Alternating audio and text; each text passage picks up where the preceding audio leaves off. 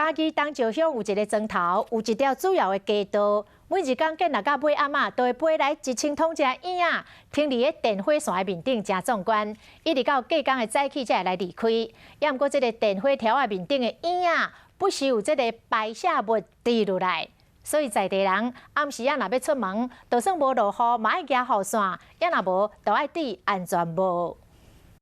奇怪，啊无落雨，这个查甫人哪会举雨伞？怕那个燕子的排泄物就是滴到我的身上。原来为地面看电火条啊，正亲只婴仔全部飞来遮。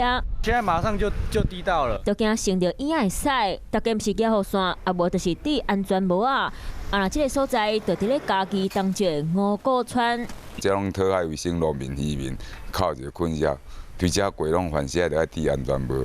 婴仔算是牵甩过冬鸟，雨昏时啊，婴仔就飞过来。啊，那头一批来到当地，婴仔就为这口罩开始。本来敢若有一个婴仔收，30多年过去啊，即马有正亲只。过去爸爸民众放炮甲因赶，即马得尽量袂去甲因吵。即马哪来，婴仔哪济，啊，跟哪旺五股村的村民。